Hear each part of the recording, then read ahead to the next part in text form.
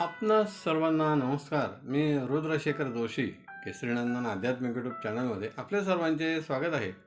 आज आपण ह्या व्हिडिओत जाणून घेऊया, लंकिनी राक्षसीन पूर्वजन्मी कोण होती, तिला कोणी शाप दिला होता, मारुतीच्या बालपणातच तिची भेट मारुतीशी केव्हा झाली होती. फार पूर्वी इंद्र दरबारात अनेक अप्सरांपैकी एक अप्सरा होती, जिचे नाव होते गंधर्वी. ती दिसायला खूप सुंदर होती, त्यामुळेच तिला आपल्या सुंदरतेचा गर्व तर होताच. त्यामुळे तिच्यावर अनेक जण मोहित होत असत. पण एक दिवस तिने विचार केला, इंद्र दरबारात बसलेले देवदेवता तर माझ्यावर मोहित होतातच, पण पृथ्वीवरील ऋषीमुनी देखील माझ्यावर मोहित होतील का, असा विचार करून ती पृथ्वीवर आली व सप्त ऋषी जे ते तपस्या करीत होते त्या ठिकाणी ती नृत्य करू लागले.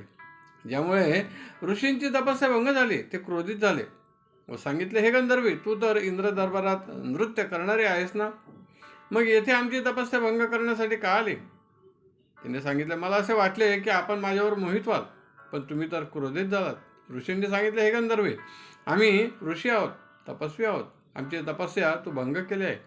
तू आत्ताच या क्षणी राक्षसींच्या जन्मात किंवा योनीत जावे असा शाप देताच ते राक्षसीन झाली.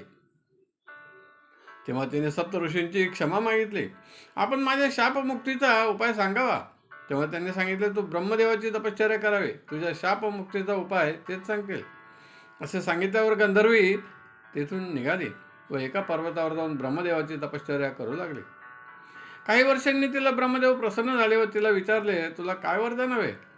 तेव्हा गंधर्वीने सांगितले, मला सप्त ऋषींनी राक्षसीन होण्याचा शाप दिला आहे, पण त्यातून मुक्तीचा उपाय सांगितला नाही. फक्त ब्रह्मदेवांची तपश्चर्या करावी, ते तुला उपाय सांगतील असे सांगितले.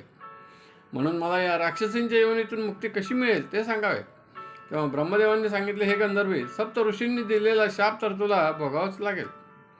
त्यासाठी तू आता लंकेत जाऊन राहावे, रावणाच्या आज्ञेत राहावे. तो तुला लंकेच्या रक्षणाची जबाबदारी सोपेल, ती तू सांभाळावी.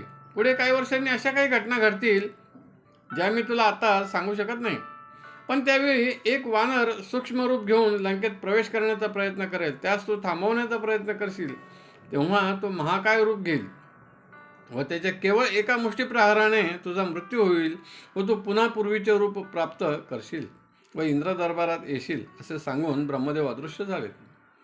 गंधर्वी लंकेत आली तेव्हा ब्रह्मदेवाने रावणास सांगितले, ही गंधर्वी नावाची शापग्रस्त अप्सरा आहे, राक्षसींच्या योनीस प्राप्त झाली आहे. तू हिच्यावर लंकेच्या रक्षणाची जबाबदारी सोपवावी, पण कोणत्याही परिस्थितीत हिचा वध किंवा मृत्यू होता कामा नये.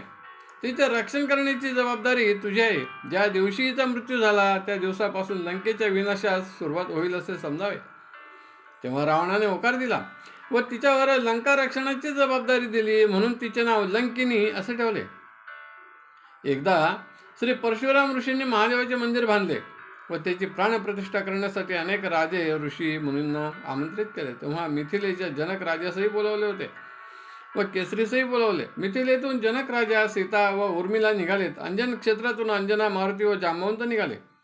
तेव्हा श्रीरामांनी मारुतीस ध्यानाने सांगितले, सीतेचे रक्षण करण्याची जबाबदारी घ्यावी, कारण मार्गक्रमणात संकटे येऊ शकतात.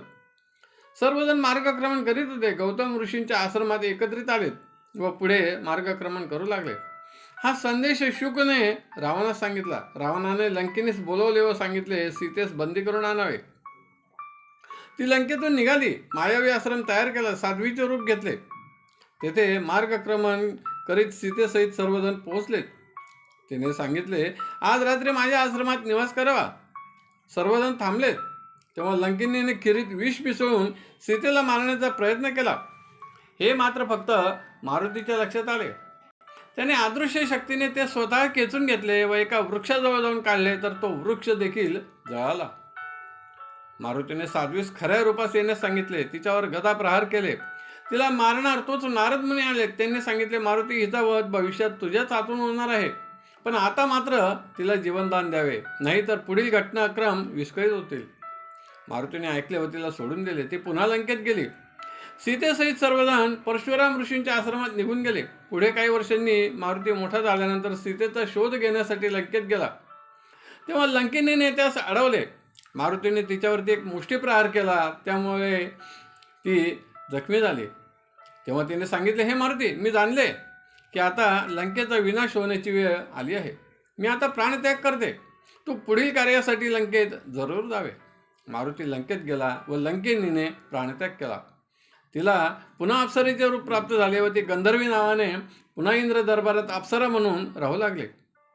ह्या कथेचा काही भाग हा श्री रामचरित मानस ग्रंथ सुंदरकांड दोहा 3 ते 4 व श्री वाल्मिकी रामायण ग्रंथात सुंदरकांड सर्ग 3 श्लोक 45 ते 51 मध्ये वर्णित आहे. आपणास आवडले असेल तर जरूर लाईक करा, शेअर करा आणि व्हिडिओच्या खाली असलेल्या सबस्क्राईब शब्दावर जरूर क्लिक करा. धन्यवाद. नमस्कार. जय केसरी नंदन.